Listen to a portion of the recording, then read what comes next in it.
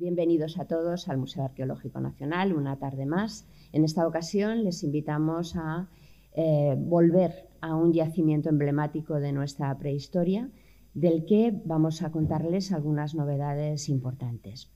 Para ello tenemos esta tarde con nosotros a mis dos compañeros, que paso a presentarles muy brevemente. En primer lugar, Francisco Martínez Sevilla es profesor contratado doctor del área de prehistoria de la Universidad de Alcalá y es el investigador principal de este proyecto. La investigación del doctor Martínez Sevilla se centra en 4 áreas, todas ellas conectadas por enfoques tecnológicos y por arqueología experimental. Estos temas son las sociedades del Neolítico antiguo en la península ibérica y en el Mediterráneo, los análisis tecnológicos y de huellas de uso en la cultura material, principalmente lítica, la cantería prehistórica y el arte rupestre esquemático. El marco cronológico de estos temas, en sus estudios, abarca desde los últimos cazadores-recolectores hasta las sociedades de la Edad del Bronce. María Herrero Tal es graduada en Biología, máster en Antropología Biológica y está ultimando su tesis doctoral en Arqueología Prehistórica. Su línea de investigación se centra en la identificación taxonómica de fibras vegetales utilizadas para la producción de objetos de cestería y cordelería. Los materiales de su investigación incluyen los conjuntos más extensos de las primeras evidencias del uso de fibras vegetales conservados por diferentes condiciones de preservación, desde los materiales del yacimiento lacustre de la Draga, en Bañolas, en Gerona, hasta los procedentes del lejano Zamostie II en Rusia. Y finalmente yo soy doctora en prehistoria y desde el año 91 trabajo en este museo, actualmente en el departamento de prehistoria como conservadora. Y entre todas las muchas cosas que uno tiene que hacer en un museo, pues trato de enfocar mis investigaciones hacia la industria ósea y hacia la iconografía de las sociedades del Neolítico y Calcolítico peninsular. Y sin más, pues les voy a contar un poco cómo estaba la cosa antes de que empezase el proyecto. Bueno, es obligado, aunque sea muy brevemente, detenernos un minuto en la figura de Manuel de Góngora y Martínez, porque a él le debemos estar aquí esta tarde todos. Si no hubiera sido por él, todos los materiales que les vamos a presentar, o por lo menos una buena mayoría, son debidos al celo que manifestó este autor en el deseo de protegerlos. Porque podemos considerar que es un pionero de nuestra arqueología romántica, de una arqueología en la que se ha criticado mucho por basarse más en la intuición que en un protocolo científico como el que esperaríamos hoy en día. Y sin embargo, pues es injusto no reconocer la labor tan importante que realizaron estos pioneros, porque aunque cometieron errores, evidentemente, también aportaron muchos de los métodos y de los materiales que hoy vamos a estudiar. Bien, Góngora y sus murciélagos pongo porque realmente la colección Góngora es mucho más amplia y muy heterogénea y forma una parte muy importante de las colecciones de este museo. Pero sin duda el yacimiento que más repercusión ha tenido en la literatura científica es los murciélagos. En el MAN conservamos algún otro aporte, digamos, a esta colección. Además de la colección Góngora, tenemos un pequeño conjunto perteneciente a la colección Siret, un pequeño conjunto perteneciente a la colección Martínez Santaolalla y las prospecciones del profesor Almagro Gorbea en los años 70. Bien. También muy brevemente, simplemente hacer un inciso respecto a cómo es la investigación en los museos. En la investigación en los museos partimos a veces de presupuestos y problemas que nuestros colegas no tienen. Tienen otros, evidentemente. Para nosotros un aspecto fundamental antes de poder pasar a la investigación propia de los materiales es poder asegurar que esos materiales corresponden al lugar en el que creemos que corresponden, es decir, confirmar las procedencias. Porque estamos hablando de colecciones muy antiguas, estamos hablando de un museo con una historia ya muy larga y los problemas que han sido sufridos por las piezas a lo largo de tanto tiempo nos obligan a hacer esta búsqueda primero de confirmación. Por supuesto, sobre los murciélagos ha trabajado mucha gente. Hay muchas publicaciones sobre este yacimiento y hay muchas personas, y en especial quisiera recordar la labor que realizaron Aixa Vidal a principios de los años 2000 y Concha Papí en los años 90, de revisión y estudio de estos materiales, pero aún así siempre quedan muchas cosas por descubrir. Y bueno, pues cotejando todos los datos que están a nuestra disposición, llegamos a el panorama que presentaba este yacimiento justo antes de empezar el proyecto. En primer lugar, como todos ustedes sabrán, era un yacimiento que planteaba muchísimas dudas por las controversias que plantea la propia figura del autor, de Góngora. Dudas también porque las circunstancias de la recuperación, aun siendo una investigación del siglo XIX, eran particularmente difíciles incluso para ese siglo XIX. Después, por lo que les decía, porque es una colección del siglo XIX que llega a un museo del siglo XIX. Y luego, y fundamental, porque la preservación de estos materiales era realmente increíble. Bien, ¿qué sabíamos del yacimiento? Poco. Lo que nos había contado básicamente Góngora. La distribución en 4 áreas de depósito, en las que en una de ellas había aparecido una diadema de oro, que fue la causante de la gran destrucción que sufrió el yacimiento. Todas las dudas que había planteado ya estaban más o menos, por lo menos atenuadas con las dataciones que se hicieron en los años 70 y sobre todo con las dataciones que se hicieron en los años 90. Es decir, ya se reconocía la autenticidad de estos materiales.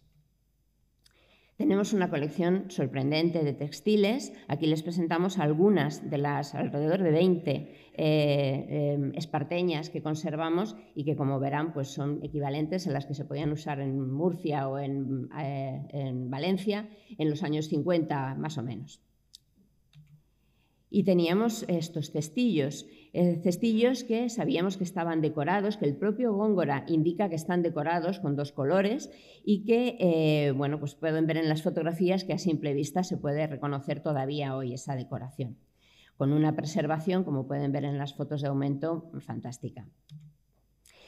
De los otros materiales sabíamos menos. La diadema fue única, no volvió a aparecer nada similar. Nosotros no tenemos el original se conserva en Granada porque nunca formó parte de la colección Góngora, pero sí tenemos un amplio conjunto de fragmentos cerámicos de distintas épocas.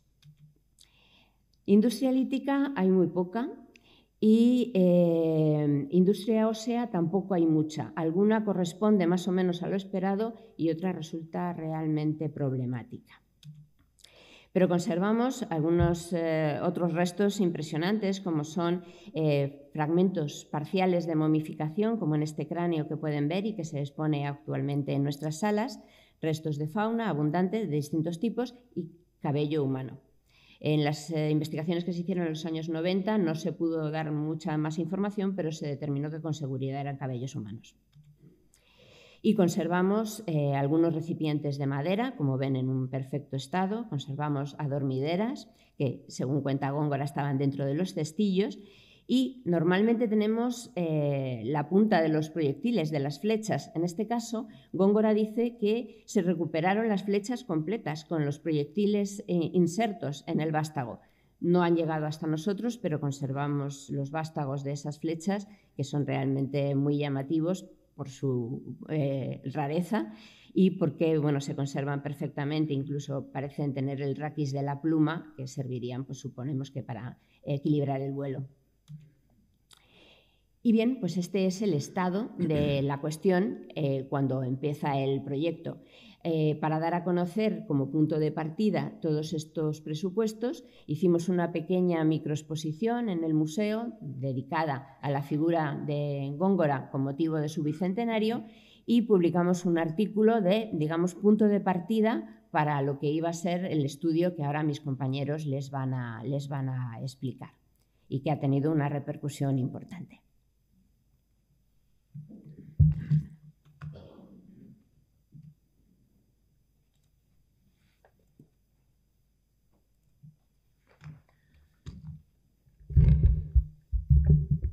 Pues muchas gracias, Ruth, por la presentación. Y a mí me toca un poco al principio dar las gracias y dar las gracias en primer lugar al Museo Arqueológico Nacional por las facilidades que nos ha brindado, tanto a su directora Isabel Izquierdo como a los conservadores que han trabajado con nosotros en este proyecto, Eduardo Galán y la misma Ruth, que han sido parte muy importante del desarrollo de este proyecto. Y sin lugar a dudas, yo les voy a explicar un poquito sobre qué ha sido el proyecto de la Cueva de los Murciélagos, las vertientes que ha tenido y un poco las primeras investigaciones que hemos desarrollado sobre este proyecto que todavía se está desarrollando y que estamos llevando a cabo. Como bien ha dicho Ruth, la cueva de los murciélagos es muy conocida por los materiales orgánicos que en ella se encontraron en el siglo XIX y que es lo que le han dado el nombre dentro del mundo de la investigación y de la prehistoria peninsular, tanto extranjera, ese conjunto de materiales. Como bien ha explicado la compañera Ruth, la cueva de los murciélagos se accede por primera vez sobre 1831 en una zona bastante inaccesible del municipio de Albuñol, y se comienzan a hacer unas actividades de minería en aquel momento para una explotación de galena seguramente. Esas explotaciones de galena no siguen adelante, pero lo que sí sigue adelante es una explotación de guanos de murciélago, ya que había una colonia de murciélagos muy importante en la cueva, y esa explotación de guanos de murciélago es lo que va a dar el aspecto que tiene la cueva a día de hoy, todas esas modificaciones que se hicieron en la cueva.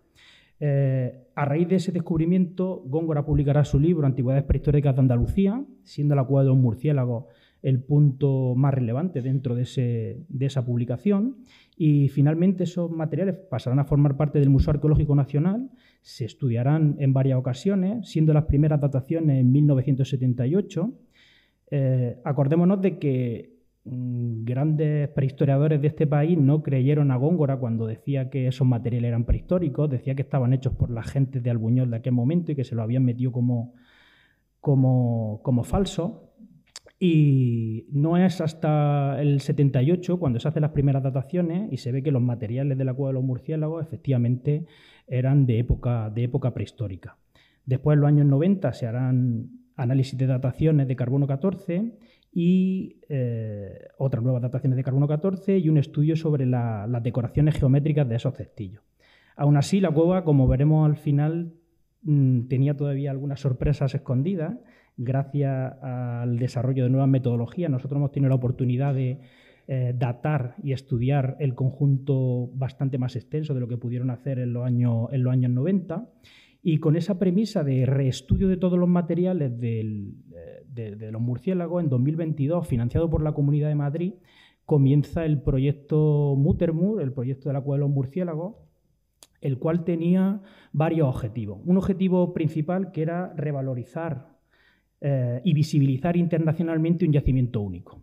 Aunque pueda parecer que la cueva de los murciélagos era muy famosa, y sí, estaba en los libros de prehistoria de la península y se estudiaba tanto en los institutos como en la universidad, pero no se conocía, por ejemplo, una foto de la cueva de los murciélagos. Antes de que empezase nuestro proyecto no había una foto de la puerta de la cueva de los murciélagos o una planta actualizada de cómo era la cueva de los murciélagos, a excepción de una que se hizo en los años 80.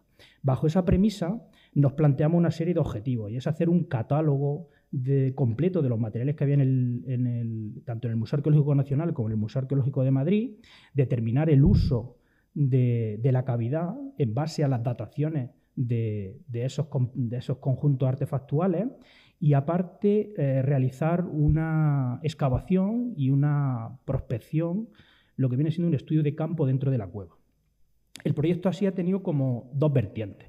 Una vertiente ha sido el reestudio de los materiales arqueológicos de los museos, del Museo Nacional, de este mismo museo y del Museo Arqueológico de Granada, y por otro lado, la realización de la primera actividad arqueológica que se realizaba en la cueva de manera arreglada, en la cual hemos llevado a cabo una prospección, un estudio de la cueva en profundidad, y lo cual les voy a presentar algunas de esas primeras conclusiones que tenemos.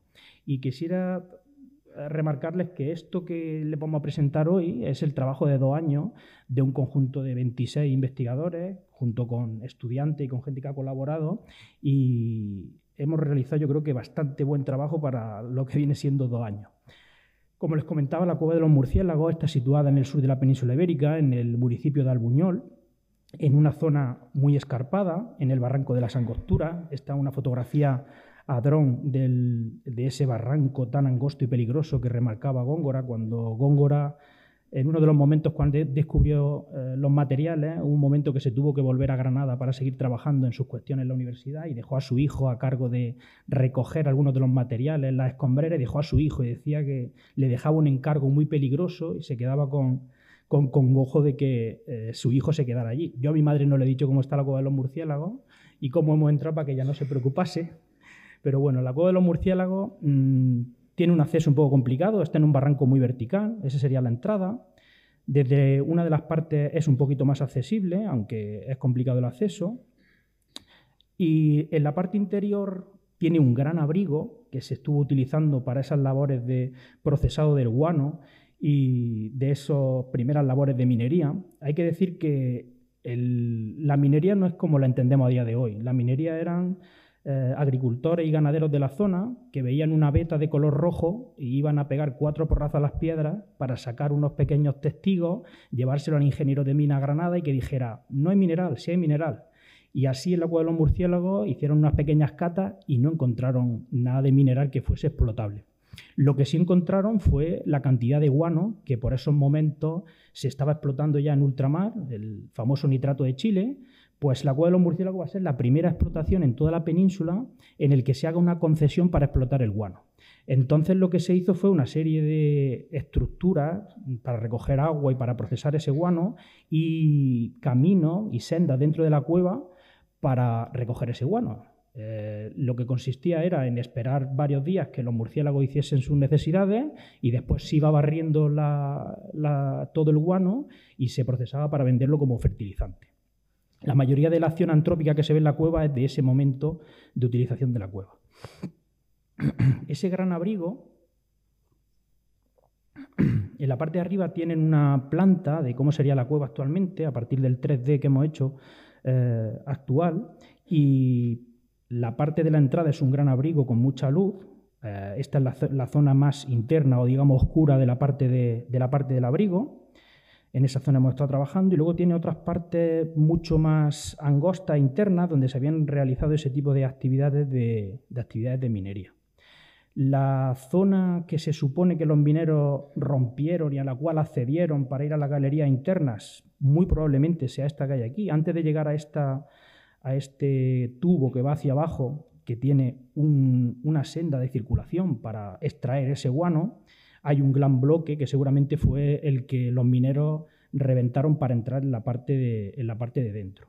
Y finalmente, la gran sala, que está al fondo del todo, hay que decir que en las partes internas no hay ningún tipo de sedimentación, con lo cual todos los materiales que recogieron los mineros estaban en superficie, pero también hay que decir que no hay ninguna sala con la forma que Góngora describe en sus escritos de cómo habían aparecido los cadáveres, etcétera, etcétera. Con lo cual hay que tener con mucha cautela esas descripciones que se hacen de cómo fue el descubrimiento, cómo se encontraron las cosas, porque a día de hoy, gracias al estudio de archivística con el compañero Blas que hemos hecho en los archivos, sabemos que cuando Góngora llega a la cueva había pasado casi 2 décadas desde que se realizaron los primeros descubrimientos arqueológicos en la cueva. Con lo cual hay que tener en cuenta que lo que pasó hace 20 años yo me acuerdo vagamente. Y las descripciones que le darían a él pues hay que tenerlas muy en cautela. Bajo la premisa que les comentaba de hacer una excavación y unos trabajos de campo en la cueva, nos planteamos como 3 grandes objetivos. Uno era, primero, tener una buena documentación gráfica de la cueva, fotografía, y realizar un escaneo 3D. Esto fue una promesa que le hice yo a la gente de Albuñol, y es que iba a visitar la cueva de los murciélagos sin tener que ir a la cueva de los murciélagos. En la primera campaña de excavación en el año 22 hicimos un escaneo 3D de toda la cueva y a día de hoy se puede visitar virtualmente la cueva. También hicimos una prospección intensiva superficial, dividiendo la zona en la cueva para ver si había más materiales arqueológicos que fuesen interesantes, y luego realizar una excavación en la parte del abrigo, en la parte externa, que aparentemente parecía que tenía mucho sedimento, pero los murciélagos en ese sentido también han muerto un poco de éxito, ¿no? Gran parte de los arqueólogos que han llegado allí han dicho que aquello no era un yacimiento arqueológico porque todo estaba en superficie. Sin embargo, en la parte exterior había gran cantidad de sedimento y nosotros queríamos plantearnos a ver si había ocupación en la parte externa de la cueva y cómo esa ocupación se correspondía con los materiales que se habían depositado en el interior. Realizamos un escaneo 3D, que no fue nada fácil realizar ese escaneo 3D de toda la cavidad, y a día de hoy en la página web del proyecto se puede acceder a la cueva y se puede hacer una visita virtual en 3D de toda la cueva. Esto desde el punto de vista divulgativo es muy interesante, pero también desde el punto de vista de investigación pues nos ha servido a nosotros para saber cómo es realmente la cueva de los murciélagos. Ahí tienen una imagen de la parte de la entrada de la cueva y la otra sería la parte de la sección de la cueva. Ahí queda claro que no hay ninguna gran sala circular llanita donde se colocaron los materiales. Hay una cueva prácticamente una diaclasa formada en el pliegue, en las Dolomías, con unos 60 metros de desnivel.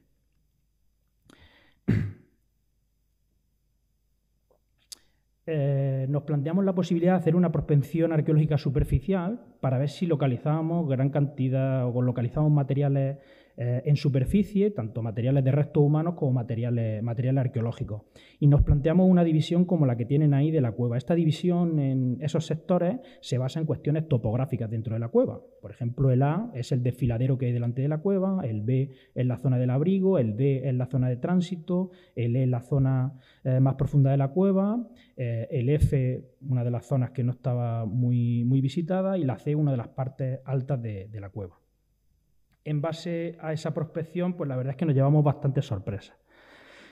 Sorpresas como pues, esos cabellos humanos en las partes internas de la cueva, donde había visitado, menos gente había pasado por esa zona. Ahí tampoco le dije a mi madre que había entrado.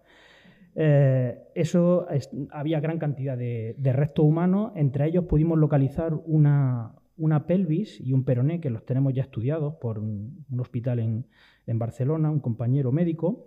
Y lo curioso es que cuando nosotros descubrimos esos restos, inmediatamente después de que los sacamos de la cueva, fueron al frigorífico y han estado siempre custodiados en frigorífico, porque en el primer momento esos huesos emanaban una sustancia a lo que nos recordaba las descripciones que hacía Góngora, o que le hacían los mineros, que cuando descubrieron los cadáveres parece que estaban cubiertos como sangrando todavía.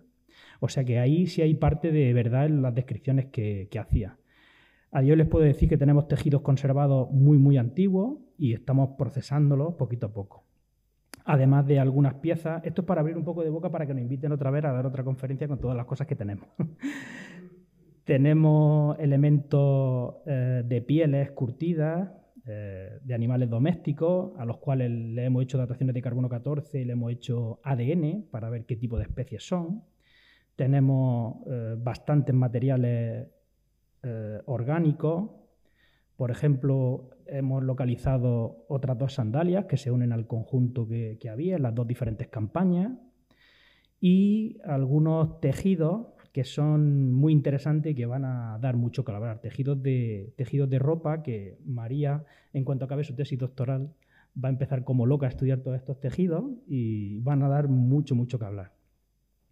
También han aparecido muchísimos materiales inorgánicos e igualmente gran cantidad de restos humanos. De esa prospección, lo que predominó fue la gran cantidad de restos orgánicos, entendidos restos orgánicos como fragmentos de cuerda, maderas quemadas, todo ese tipo de cuestiones, fauna, gran cantidad de huesos humanos, tenemos en torno a ciento y pico restos humanos, cerámica, lítica, adornos.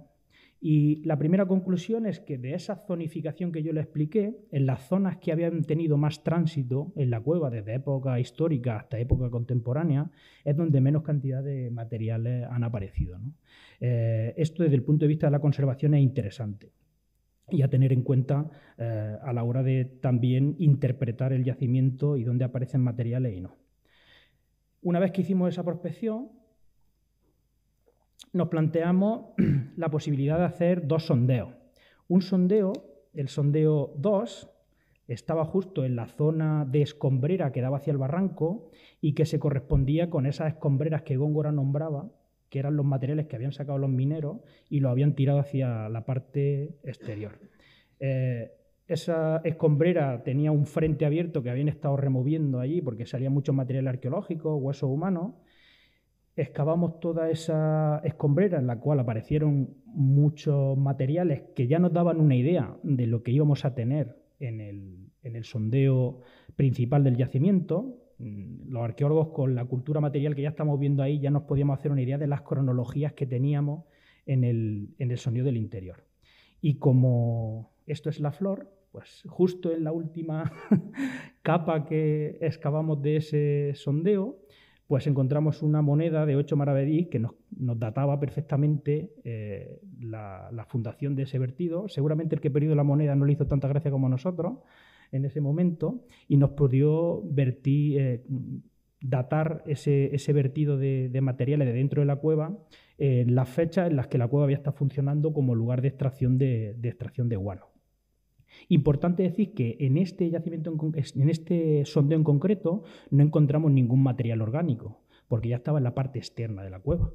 Los sondeos que hemos hecho en los removidos de los mineros en la parte interna de la cueva vienen algunos de los materiales que les he mostrado, por lo cual, desde el punto de vista de conservación, una vez que esos materiales se remueven de la parte interna de la cueva o la parte que da la luz, se pierden totalmente. Y el segundo sondeo era un sondeo que planteamos para ver si había habido ocupación en el abrigo de la cueva de los murciélagos o qué uso había tenido la cueva de los murciélagos. ¿Era solo ritual? ¿Era solo un lugar donde se habían depositado cadáveres y no se había hecho nada más allí? Y nos planteamos un sondeo de 4 metros por 2 de ancho justo en la parte central del abrigo. Y justo limpiando la parte superficial nos apareció ese muro de piedra seca que a su vez se conectaba con un suelo totalmente, un suelo de cal, que era un suelo de circulación, que coincidía con esos caminos de circulación desde la parte externa. Cuando Góngora hace referencia, dice que cuando él llega allí había una caldera hirviendo en la parte de la parte externa de la cueva y que en esa caldera estaban cociendo los huesos, porque lo que hacían era sacar el nitrato de los propios huesos. Nosotros hemos encontrado los huesos humanos en estos rellenos, cocidos y quemados de esa hoguera, y también la hoguera la estaban azuzando con cestillos y con materiales que había dentro de la cueva. Y esta zona es esa zona de suelo de circulación de los mineros. Ahí tenéis un ejemplo del suelo de cal que nos encontramos.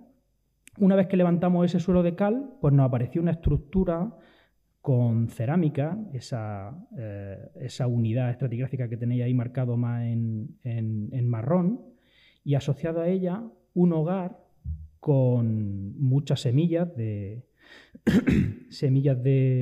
cebada y de trigo que hemos podido datar en el Neolítico reciente, en torno al 3700 a.C. aproximadamente. Una vez que seguimos excavando en esos cuadros, más en la parte sur del sondeo, pues empezaron a aparecer estructuras de combustión, hogueras, ya sin ningún tipo de cerámica, hasta que llegamos a una potencia de unos 3 metros de profundidad, en la cual hemos podido determinar que la cueva de los murciélagos tiene una ocupación del tardiglaciar, seguramente de los últimos cazadores-recolectores del Magdaleniense final, en torno al 12.200, y que hay una fase que corta esas unidades del Paleolítico superior con el Neolítico reciente. Nos falta, como veremos, muchas partes en la secuencia, pero es una secuencia muy interesante porque esos 3 metros del tardiglaciar, desde la datación más antigua hasta la más reciente que tenemos del Paleolítico superior, son unos 150 o 200 años.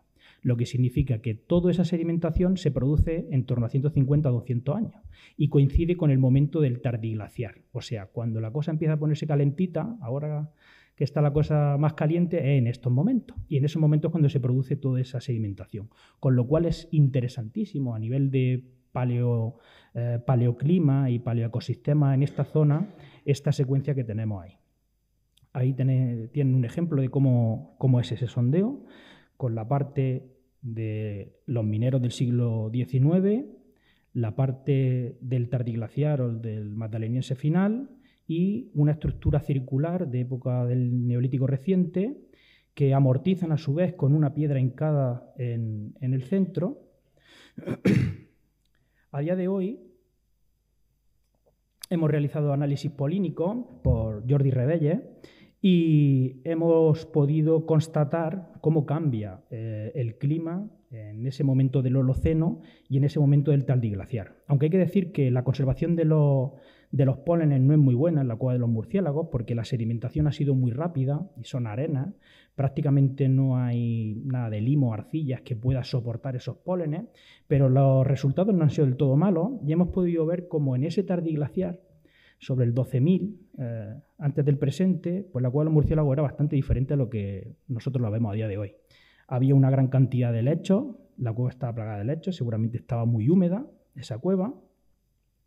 La zona de la Rambla, que a día de hoy es una rambla seca, que viene solo cuando hay tormentas estacionales, sería algo parecido a eso que tenemos ahí, seguramente con peces de agua dulce, alisos y un bosque de ribera que varía mucho de lo que es a día de hoy.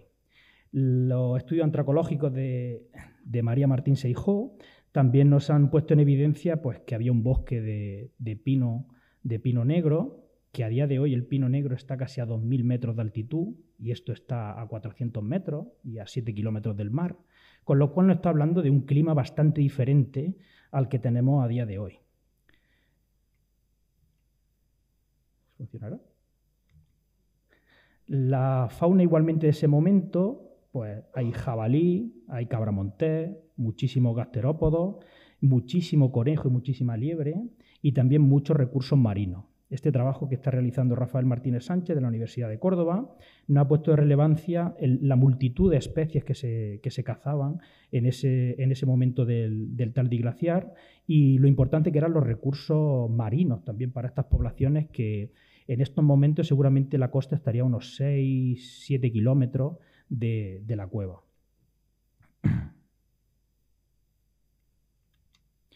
En cuanto a la fase del Holoceno, en el Neolítico ya reciente, en torno al 4000 antes de Cristo, pues seguramente el clima cambió y teníamos zonas con mucho quercus, encinas, zonas abiertas y una cosa parecida a lo que serían cuestiones como la serranía de Ronda a día de hoy. Y igualmente en ese momento empiezan las especies domésticas, la cabra, la oveja, el cerdo, y también hay un predominio muy grande en ese momento de los conejos y las liebres. Esta sería una de las partes del proyecto. A día de hoy estamos procesando y publicando todos estos materiales de las excavaciones, y la otra parte fue el reestudio de los materiales arqueológicos en los dos museos, en el Museo Arqueológico de aquí de Madrid y en el de Granada. He de decir que a día de hoy ya hemos reestudiado todos los materiales, tanto la cerámica como la lítica, como los materiales orgánicos, y lo primero que estudiamos y que le dimos más relevancia fue todo el conjunto de materiales orgánicos de cestería y de madera, hasta, como ya les comentaba, hasta el comienzo de nuestro proyecto había 5 dataciones de carbono 14 hechas sobre los materiales de los murciélagos, y de ahí siempre se ha hablado de la cueva de los murciélagos como un yacimiento neolítico. Ahí tienen representadas la cronología de esas dataciones de carbono 14 que se conocían.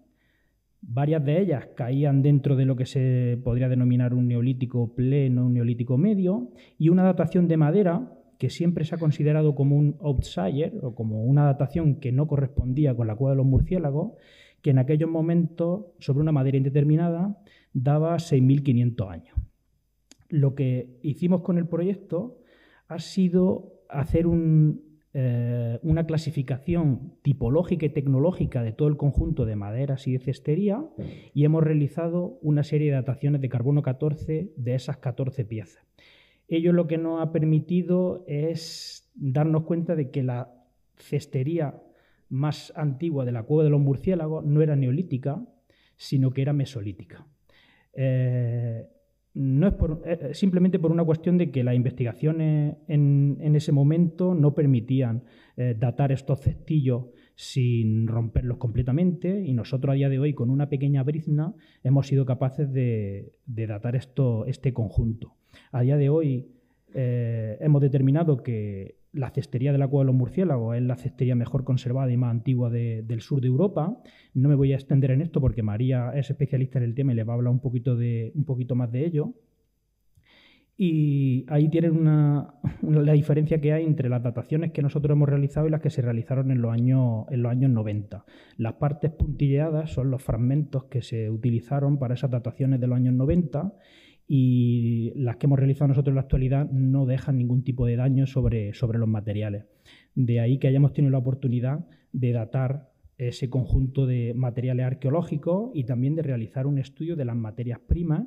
De ello ya les va a hablar María, tanto de los espartos como de las maderas. Y a día de hoy podemos decir que la Cueva de los Murciélagos no es un yacimiento neolítico, sino que es un yacimiento mesolítico y un yacimiento del neolítico. Y si a esto le añadimos las excavaciones que hemos hecho, podemos decir que tenemos una secuencia en la Cueva de los Murciélagos que va desde el 12.000 hasta seguramente momentos del bronce. Y le paso la palabra a María para que le hable precisamente de eso, del conjunto de cestería tan importante de la Cueva de los Murciélagos. Vale, buenas tardes a todos. Como os decía Paco, parte del proyecto ha sido como estudiar o reestudiar los materiales que estaban depositados en los museos. Por mi parte, con el equipo de investigación que trabajo yo, hemos estudiado sobre todo los materiales de fibras vegetales, que, como os ha dicho Paco, es la colección más extensa de objetos hechos en fibras vegetales de la península ibérica y del sur de Europa, y esto supone un registro único. Las líneas de investigación que hemos estado desarrollando ha sido, por un lado, describir qué tipos de objetos se han preservado, es decir, si son cordelería, cestería, esparteñas o sandalias, qué técnicas se documentan en todo este conjunto, es decir, con qué técnicas estaban hechos y si se han necesitado herramientas para poder fabricarlas, al igual que las decoraciones que presentan algunos de los cestillos, el material vegetal utilizado, es decir, qué materia prima se ha utilizado y el porqué de la selección de esta materia prima, la preparación de la misma, y esto incluye la experimentación o la arqueología experimental con artesanos y qué funcionalidad podrían tener estos objetos, si un uso doméstico o, en el caso, pudieran ser ofrendas sepulcrales. Los dos primeros puntos que os decía, los tipos de los objetos y las técnicas documentadas, fueron muy trabajados en los años 80 por Carmen Alfaro, que publicó ya una descripción de todos estos objetos y las técnicas, de manera que nos hemos centrado sobre todo en la descripción del material vegetal utilizado, es decir, del esparto y la funcionalidad de los objetos. Bueno. Como os decía, ha habido principalmente dos trabajos que han trabajado sobre los objetos de cestería de la Cueva de los Murciélagos en los años 80-84 y un tercero en el 1996 que describía esas decoraciones de los cestillos que ahora sabemos que son neolíticos, además de esa primera publicación de Góngora en 1836 o 68, perdón. Como ya os decía Ruth al principio, los materiales que hemos ido trabajando están depositados en el Museo Arqueológico Nacional, aquí en la sede donde estamos hoy, y a lo largo de todos los años pues, la exposición ha ido cambiando. Aquí tenéis algunas imágenes de la exposición del 1900 hasta el 1936 aproximadamente, luego a posteriori entre 1950 y 1970, y la exposición permanente del Museo Arqueológico Nacional en la actualidad. También parte de los materiales de fibras vegetales están depositados en el Museo Arqueológico y Etnográfico de Granada, en el cual, aparte de la corona de oro, hay dos sandalias de esparto también expuestas. Aún así, ambos museos han trabajado también en exposiciones temporales que han permitido exponer otros objetos que normalmente no han estado expuestos, como esas tres sandalias o ese cestillo. Y los anillos hechos también de esparto. Ahora los veremos con un poco más de detalle. De manera que, teniendo estos dos conjuntos de objetos hechos en esparto, esos del Mesolítico y del Neolítico que os comentaba Paco, lo que hemos intentado hacer es un estudio visual de los materiales de ambos museos, identificar los objetos, las técnicas y hacer una selección representativa de todas estas técnicas para poder hacer las fechas de las pruebas de carbono 14. Como os decía, el análisis de la materia prima sería conocer con qué materia prima, con qué especie vegetal están hechos todos estos objetos, y para ello lo que trabajamos sobre todo es con técnicas de microscopía, tanto óptica como electrónica.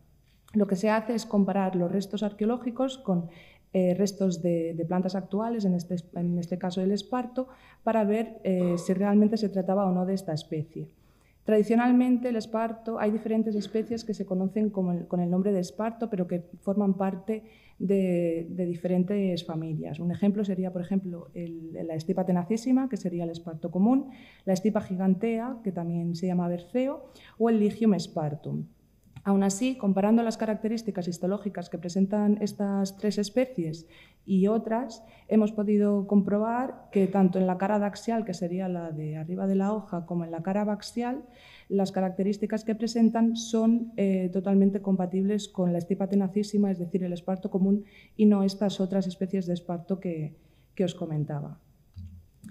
En cuanto al procesado del esparto, tradicionalmente se conoce que el esparto puede seguir una serie de procesos para ser trabajado y conseguir que sea maleable para poder realizar los objetos deseados. Entonces, se trataba también de reconocer todos estos pasos del procesado, desde el secado, la cocción o el majado o picado de las propias fibras en los objetos arqueológicos. Este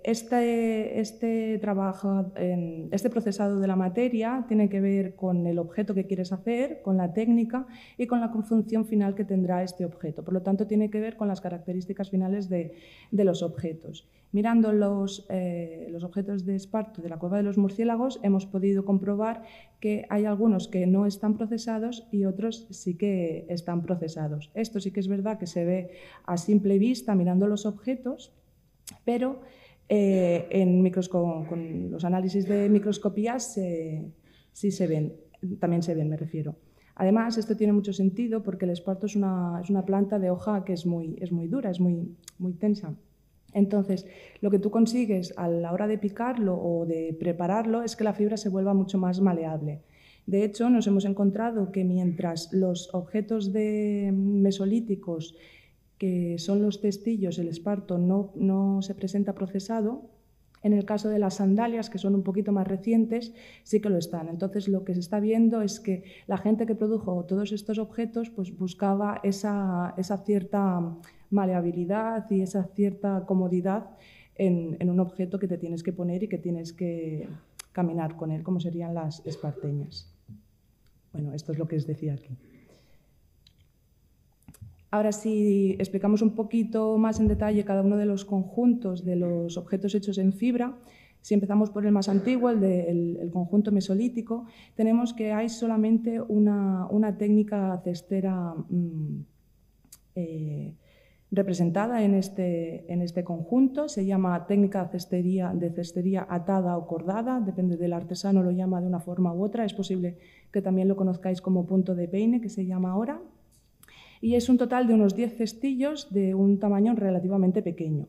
Además, en su interior, como os decía Ruth, Góngora dice que conservaban las cápsulas de adormidera o del papaver, además de pelos humanos, que además hemos ido encontrando también en la cueva, en las prospecciones, como os comentaba Paco. Hay una diversidad en los inicios de estos cestillos y se terminan con unos bordes envueltos en las propias fibras.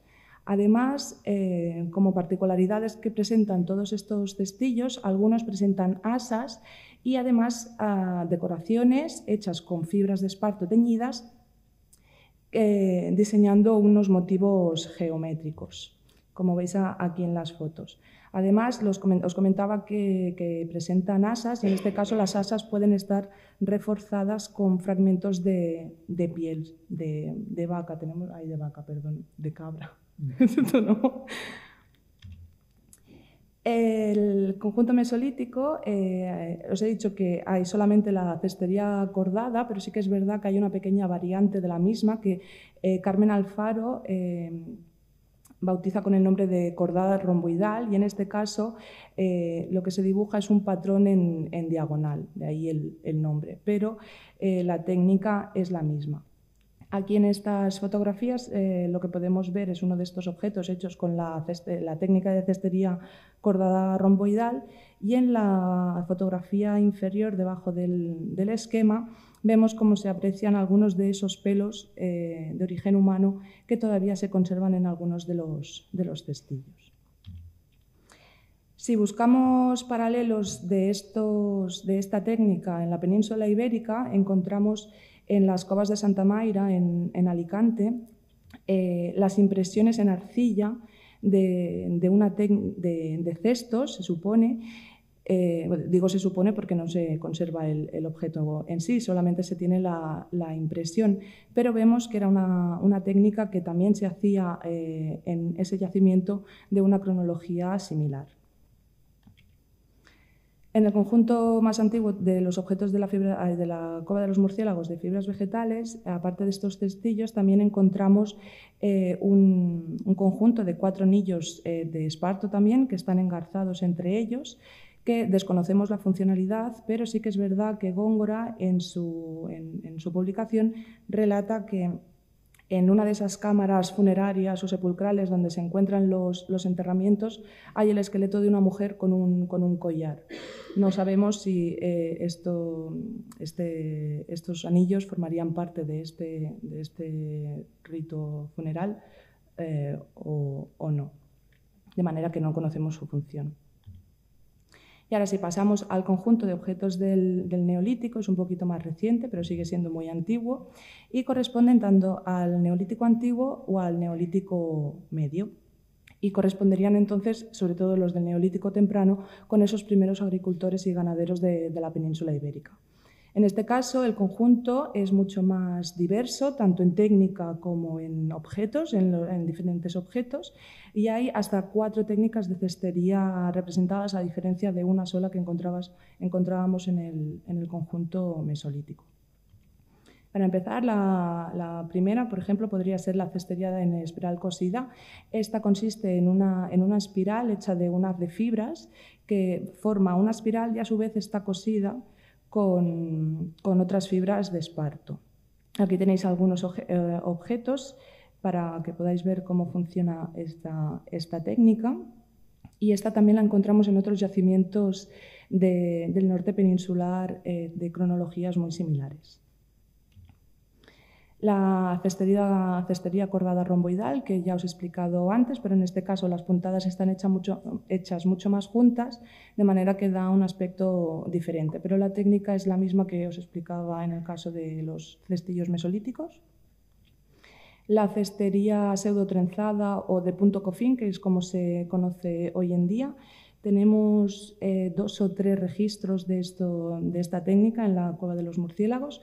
Uno de ellos sería esa bolsita que tenemos en la imagen inferior, mientras que también tenemos otros objetos, fragmentos que podrían ser de objetos mucho más grandes y que además los artesanos en ese momento jugaron un poco con la producción de esta técnica y lo que da es una sensación de cenefas en esa parte más externa, más al borde de la pieza. Entonces, como que buscan también un poquito ese punto de decoración y de ornamento de las piezas. La cestería trenzada, en este caso solo tenemos un único registro, sería una bolsa hecha con bastantes espacios entre ellos, que se inicia con 5 urdimbres, atadas con diferentes nudos, y lo que se va creando es una trenza que va creciendo hacia arriba y eso es lo que da lugar a la forma de esa bolsa. Ahí, en el esquema se ve mejor que en las fotografías, pero a veces es un poco complicado de ver, yo lo entiendo. Y también tenemos otros objetos neolíticos, no tanto los de cestería, sino que son básicamente cuerdas trenzadas, que hay una gran cantidad, mientras que solamente tenemos una cuerda torsionada. El hablar de las cuerdas nos lleva a hablar también de las esparteñas que se han encontrado en la cueva de los murciélagos, y hasta ahora el calzado más antiguo que se consideraba de Europa se había encontrado en los Alpes italianos relacionados con la momia de Otzi, que se encontró y que data de unos 5.300 antes del presente. En este caso, el calzado no tiene nada que ver en técnica con los que tenemos en la cueva de los murciélagos, pero también estaría formada por un esqueleto de fibras que probablemente iría envuelta con piel. Habían otros casos también de calzados antiguos en Europa, como este de Areni I en Armenia, pero en este caso también es como un zapato hecho de piel y cosido a su vez por fibras vegetales. De manera que después de las dataciones que tenemos actualmente, de los últimos resultados que tenemos del proyecto Muttermur, tenemos que las sandalias más antiguas o el calzado más antiguo de Europa data de unos 6.200 años antes del presente y que están en la cueva de los murciélagos.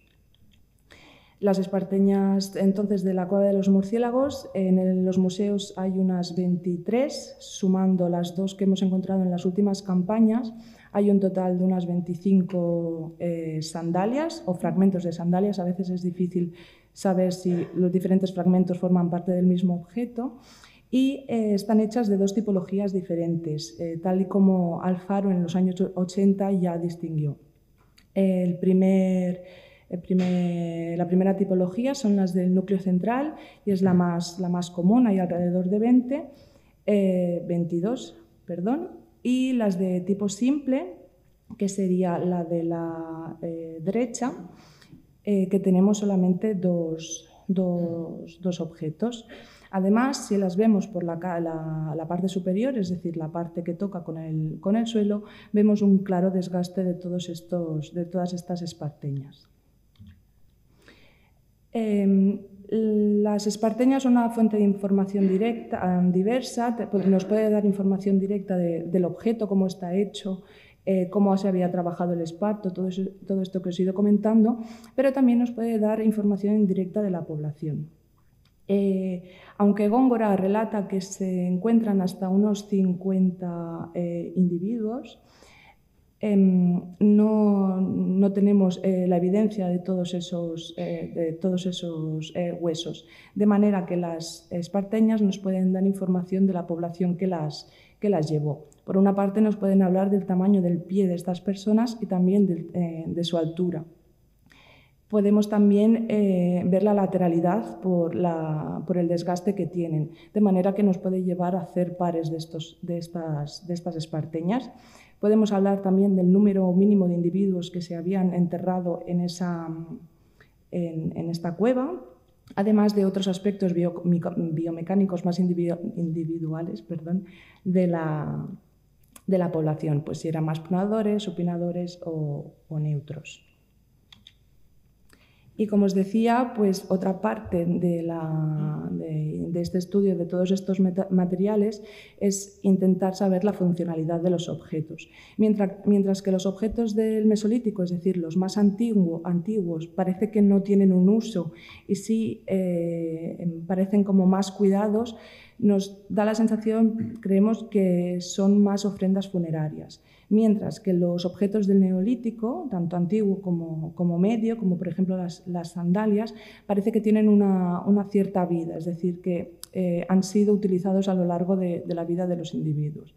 De manera que pensamos que serían más útiles en la vida de esta gente, que fue después enterrada o sepulcrada en la cueva de los murciélagos y que se depositaron con ellos.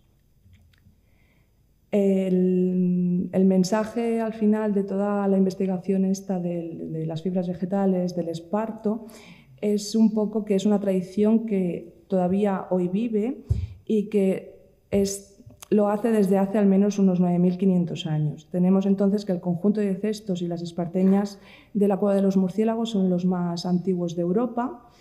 evidencian el alto conocimiento del uso del esparto por las poblaciones mesolíticas y neolíticas que ocupaban esa zona en ese momento, la alta diversidad de técnicas en época neolítica nos hablan también de ese alto grado de conocimiento de esta fibra entre los primeros agricultores y ganaderos, y es lo que os decía, que es una tradición viva desde hace 9.500 años y que dura hasta el día de hoy.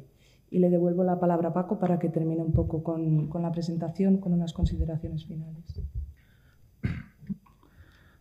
Gracias, María.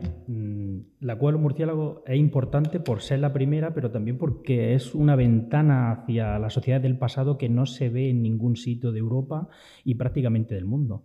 Cuando hablamos de los sandalias más antiguas, la gente en el 50.000 no iba por la estepa rusa descalza. O sea que seguramente los calzados sean algo que ha ido unido a la dispersión de los humanos por todo el continente.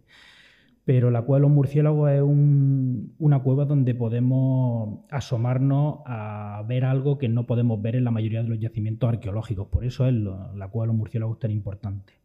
La Cueva de los Murciélagos también, como decíamos antes, ha muerto de éxito en muchas ocasiones. La diadema de oro también le ha hecho mucho daño a la Cueva de los Murciélagos, no solo porque cuando se descubrió se rompió se sacaron de mala manera todos los materiales por los mineros, sino porque también dentro de la investigación la diadema de oro ha puesto muy en entredicho si la Cueva de los Murciélagos era neolítica, era de la edad del bronce o qué cronología tenía. A día de hoy, con el desarrollo del proyecto, tenemos 41 dataciones de carbono 14 de diferentes elementos, tanto de secuencia como de materiales orgánicos, y podemos afirmar que en la Cueva de los Murciélagos hay una fase del Paleolítico, tenemos una fase del Mesolítico, de los cestillos, tenemos una fase muy importante del Neolítico y también tenemos ocupaciones del Bronce. Estamos hablando de una ocupación casi ininterrumpida desde el Tardiglaciar hasta momentos muy recientes de la prehistoria reciente, y algo bastante extraordinario. El objetivo que nos planteamos en el proyecto fue revalorizar y visibilizar internacionalmente el yacimiento único, tanto con los diferentes elementos del proyecto, y gracias al trabajo coordinado tanto del Museo Arqueológico Nacional, de la parte de divulgación y difusión del museo, junto con el área de prehistoria de Alcalá y el gabinete de divulgación de la Universidad de Alcalá, junto con la Universidad Autónoma de Barcelona, hemos conseguido que el artículo que hemos publicado, el primer artículo que hemos publicado de la Cueva de los Murciélagos, que tenemos muchos más y cosas muy interesantes, porque como os digo, es una ventana inigualable para estudiar el pasado, pues ha hecho que la Cueva de los Murciélagos haya estado en portada en el New York Times, en el Time, haya sido portada del País, haya estado en la mayoría de los periódicos del mundo a nivel nacional e internacional, con una repercusión de en torno a 40 o 50 millones de personas que hayan visto la noticia de la Cueva de los Murciélagos de Albuñol, que eso es algo que nosotros siempre hemos remarcado, y es que es la Cueva de los Murciélagos de Albuñol. Ya como os decía, ¿no? En torno a 40 millones de repercusión, y nuestro trabajo no es solo desde el punto de vista científico y el público en general, sino que en los trabajos que nosotros hemos realizado en la cueva también hemos realizado labores de divulgación, jornadas de puertas abiertas para la gente de Albuñol. Hemos dado a conocer los trabajos que hemos hecho durante todas esas campañas, y creo que es algo muy importante y que tenemos que hacer. Todos estos trabajos, al fin y al cabo, están respaldados por instituciones, pero esas instituciones somos pequeñas personas que nos pertenecemos a esas instituciones. Y este trabajo pues, no habría sido posible sin todas esas instituciones que están ahí, sin el Ayuntamiento de Albuñol y toda la gente del pueblo de Albuñol que nos ha ayudado hacia esto, ¿no? Sin el trabajo de la directora del área de prehistoria, Primitiva Bueno, que nos puso en contacto con el Museo Arqueológico Nacional, el Museo Arqueológico Nacional que nos abrió sus puertas, con los conservadores, con los directores. Al fin y al cabo hay mucha gente detrás de estos proyectos, gente que le ponemos mucho trabajo y mucho esfuerzo para que esto vaya adelante, y sin desmerecer las campañas duras de calor, de polvo que nos tragamos, y también darles las gracias a los estudiantes y la gente que se está formando en estas campañas. O sea que, como decía Góngora en su libro, y la para allá siempre famosa Cueva de los Murciélagos. Así que muchísimas gracias por estar hoy aquí y estamos abiertos a cualquier pregunta.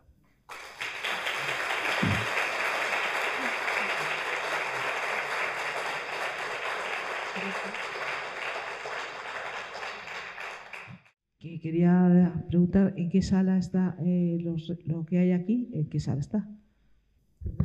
Que si hay aquí algún resto de estos. Sí. ¿En qué sala? A ver, está expuesto la mayor parte de los cestillos que ha visto. Están expuestas 2 sandalias ahora mismo, parte de los materiales de cerámica, lítico y los textiles planos. Una buena representación de toda la colección está en las salas ahora mismo de neolítico, pero dadas las fechas que sabemos que tienen, se trasladará también una parte de esa colección a la parte que le corresponde ahora, que es la de mesolítico. Pues le digo lo que mis alumnos, si no hay ninguna pregunta es que lo hemos hecho muy bien. Hola, buenas tardes. Yo soy espartera, sí, soy además la única mujer que ahora mismo en la Comunidad de Madrid tiene el carnet de artesana del esparto. Me dedico a dar clases en diferentes pueblos de la zona del sureste de la Comunidad de Madrid y nada, decirte que todo lo que he visto ahí yo lo trabajo así. O sea, que desde hace 9.500 años podemos decir que ese legado sigue existiendo ahora mismo. Eso es lo que tenemos. quería transmitir un poquito, que el mensaje bonito Sí. y más social El a lo punto mejor. cofin, ahora mismo yo estoy con 4 grupos haciéndolo, el punto peine, o sea, los cestillos están hechos claramente, los que sabemos, en punto peine, con 2 hebras en columna. Sí. Y totalmente ir tejiendo con 2 hebras también. La urdimbre va con 2 hebras. Sí. O sea, está clarísimo. Las sandalias, hay muchas personas en España que las han replicado, como son José Fajardo, no sé si le conoces, de la Universidad de Albacete, y también un compañero mío, Alfonso, aquí en Arganda del Rey. Sí. Alfonso de Valencia. Alfonso ahora mismo no me acuerdo sus apellidos, pero te puedo poner en contacto con él. Sí. Y Carlos Hernando también. También. Sí. Está ahora mismo trabajando en Toledo y en Tórtola de Henares, sí. Vale, bueno, por seguir con esto de los 9.500 años, sabes, como mínimo vienen de 9.500 años, Sí, porque no tenemos restos más antiguos. Sí, porque las tomizas de la Marina Alta, la cueva de la Marina Alta en Alicante, esas datan, yo creo, por las publicaciones que he visto de hace 12.000 años. Son tomizas.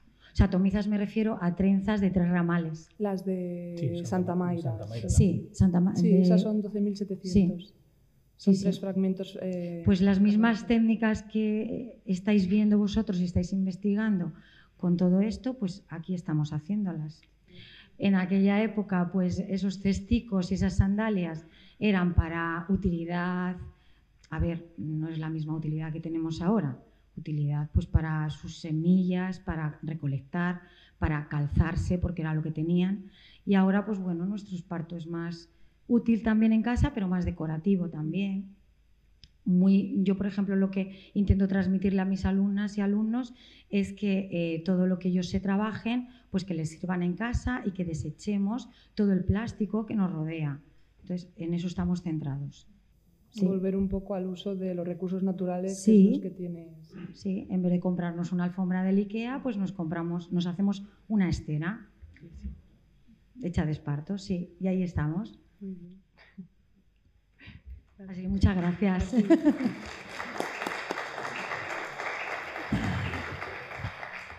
Pues si no hay más preguntas, lo dejamos aquí y les emplazamos a la próxima conferencia. Muchas gracias.